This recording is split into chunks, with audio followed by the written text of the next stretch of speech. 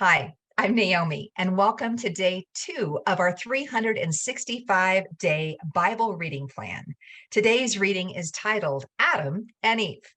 We'll be reading Genesis chapter 2, verse 15 through Genesis chapter 3, verse 24, together in the New Living Translation.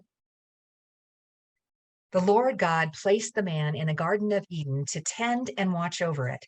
But the Lord God warned him, "You may freely eat the fruit of every tree in the garden, except the tree of the knowledge of good and evil. If you eat its fruit, you are sure to die." Then the Lord God said, "It is not good for the man to be alone. I will make a helper who is just right for him." So the Lord God formed from the ground all the wild animals and all the birds of the sky. He brought them to the man to see what he would call them, and the man chose a name for each one. He gave names to all the livestock, all the birds of the sky, and all the wild animals. But still, there was no helper just right for him. So the Lord God caused the man to fall into a deep sleep. While the man slept, the Lord God took out one of the man's ribs and closed up the opening. Then the Lord God made a woman from the rib, and he brought her to the man. "At last," the man exclaimed, "this one is bone from my bone and flesh from my flesh. She will be called woman because she was taken from man." This explains why a man leaves his father and mother and is joined to his wife, and the two are united into one. Now the man and his wife were both naked, but they felt no shame. The serpent was the shrewdest of all the wild animals the Lord God had made.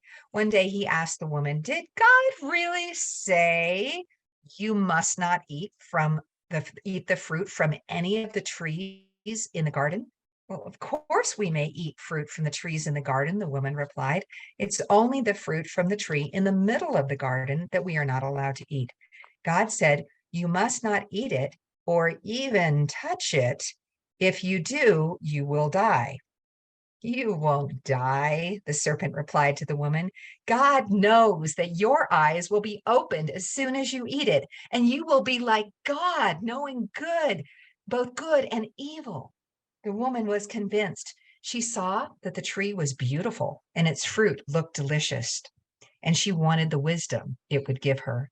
So she took some of the fruit and ate it. Then she gave some to her husband who was with her, and he ate it too.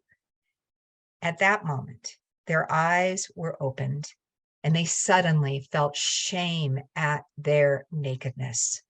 So they sewed fig leaves together to cover themselves. When the cool evening breezes were blowing, the man and his wife heard the Lord God walking about in the garden. So they hid from the Lord God among the trees. Then the Lord God called to the man, "Where are you?" He replied, "I heard you walking in the garden, so I hid. I was afraid because I was naked."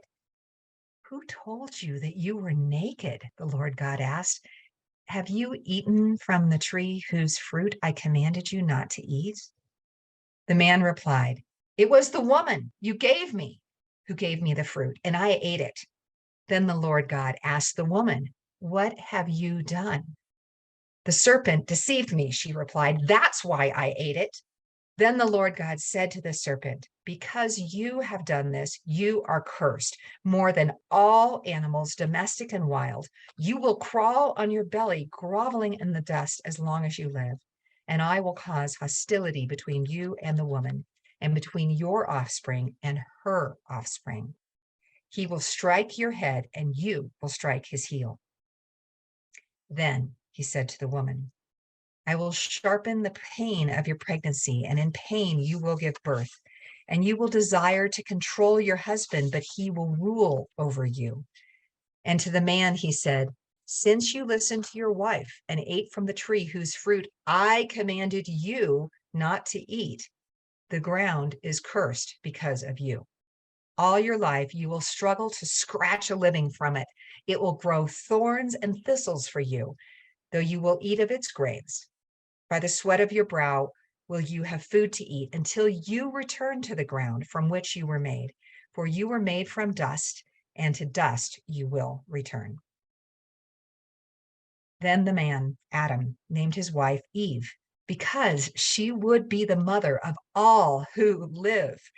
And the Lord God made clothing from animal skins for Adam and his wife. Then the Lord God said, look, the human beings have become like us, knowing both good and evil. What if they reach out, take fruit from the tree of life and eat it? Then they will live forever. So the Lord God banished them from the Garden of Eden, and he sent Adam out to cultivate the ground from which he had been made. After sending them out, the Lord God stationed mighty cherubim to the east of the Garden of Eden, and he placed a flaming sword that flashed back and forth to guard the way to the tree of life. Thanks for joining us for today's reading.